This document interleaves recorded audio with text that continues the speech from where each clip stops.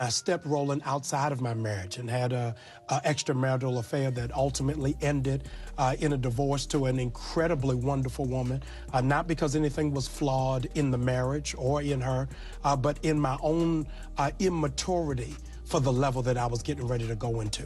And when that happened, I think I was one of the first, if not the first, I don't want to take the honor, the first real black pastor to go through being castigated over the internet.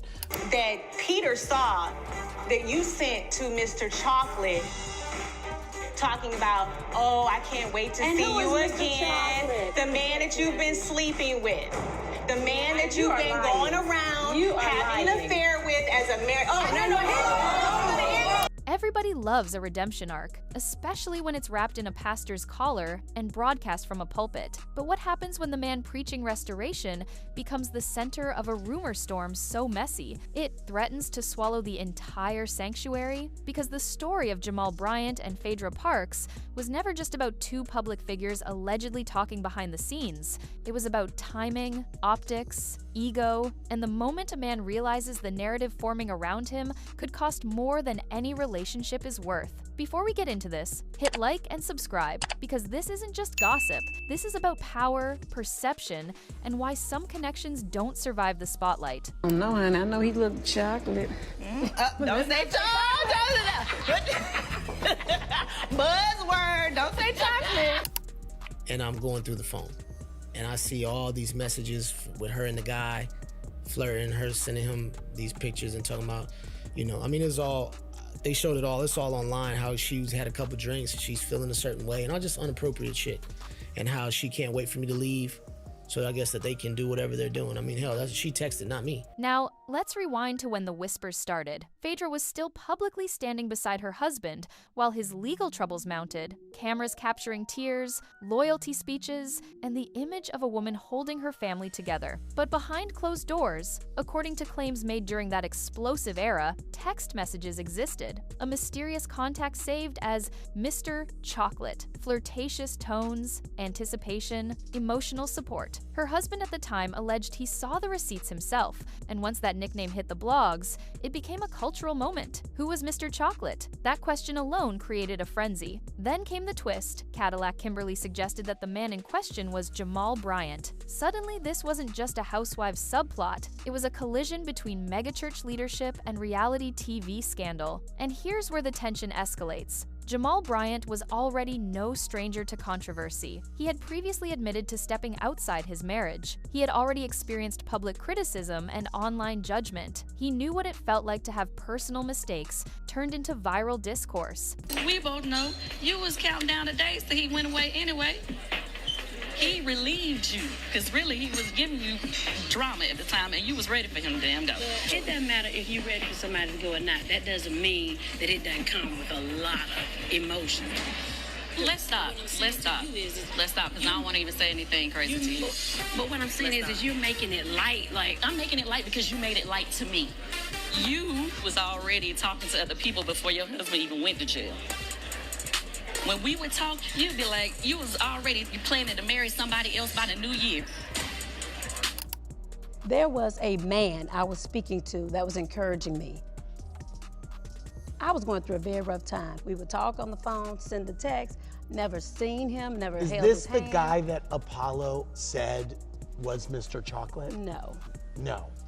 Is that does that person The chocolate exist? he is talking about is my girlfriend, which is white chocolate.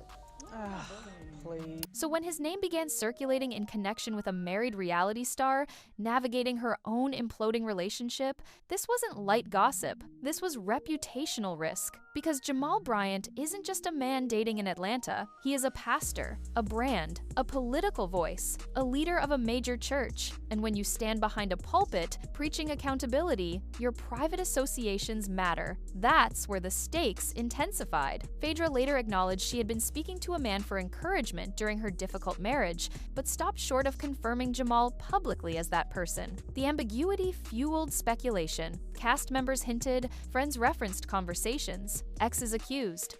But nothing was ever fully confirmed in black and white. And in that gray area, narratives thrive. Here's the first major twist. The story wasn't damaging because of proof, it was damaging because of plausibility. In the court of public opinion, sometimes the question mark is more powerful than the answer, and the more Jamal denied involvement, the more the internet dissected his timing, his past, and his pen. Came the second twist reconciliation rumors, with Jamal Bryant resurfaced. Now, the storyline wasn't just about Phaedra, it was about overlapping timelines. Allegations from other women surfaced. Screenshots were discussed on television. Suddenly, the narrative wasn't, did he date Phaedra? It became, is there a pattern? And patterns are dangerous when your authority depends on moral credibility. At that moment, something shifted.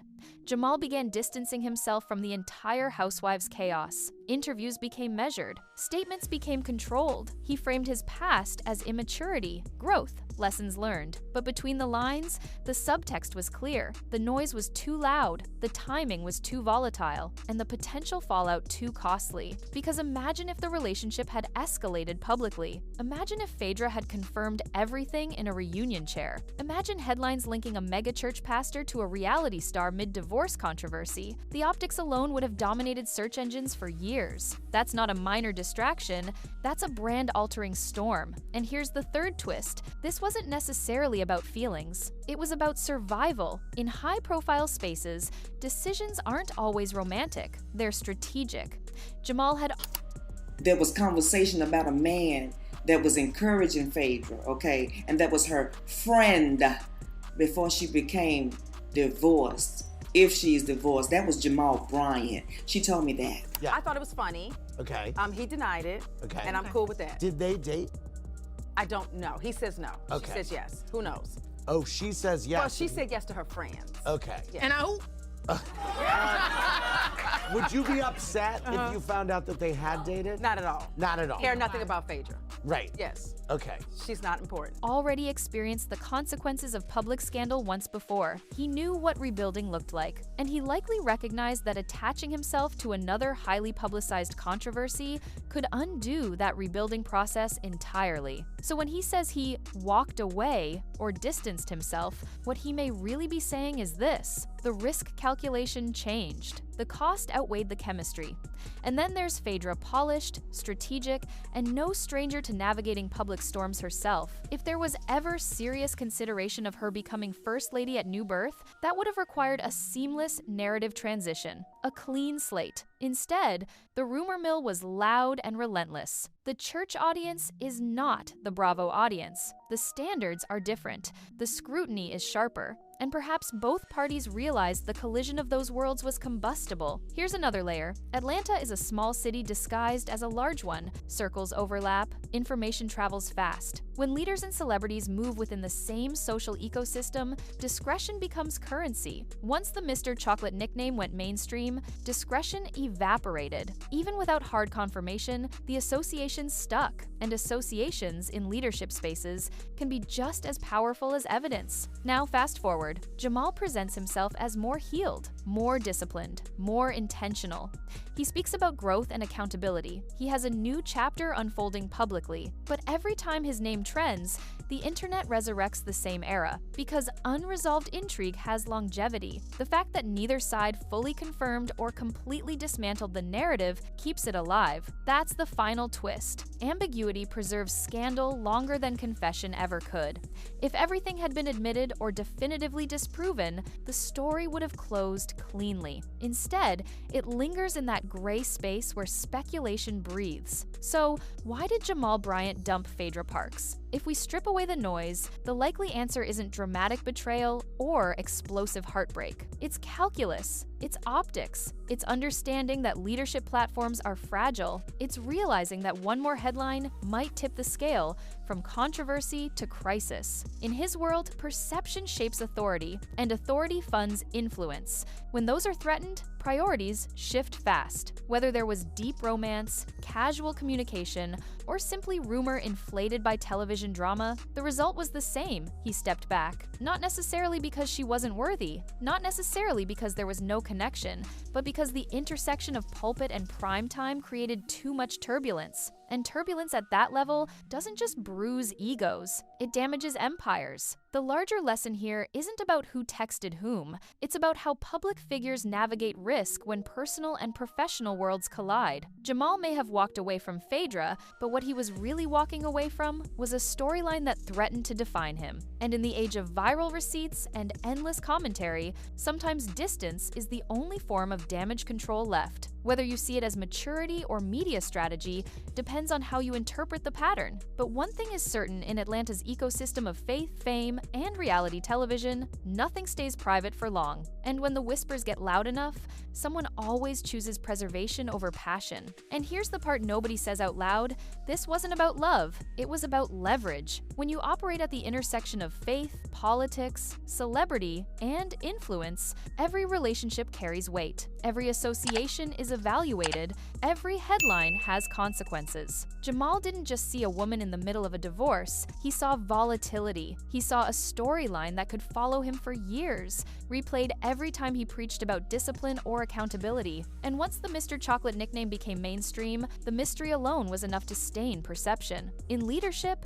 ambiguity is dangerous. You don't have to be guilty, you just have to be questioned long enough. So the exit wasn't emotional, it was strategic. It was recognizing that the narrative was growing faster than he could control it. Because in Atlanta's ecosystem, once church and reality TV merge, separation becomes nearly impossible. And if there's one thing Jamal Bryant understands, it's preservation. Walking away wasn't dramatic, it was deliberate. He didn't just dump her, he stepped out of a storm before it became his identity.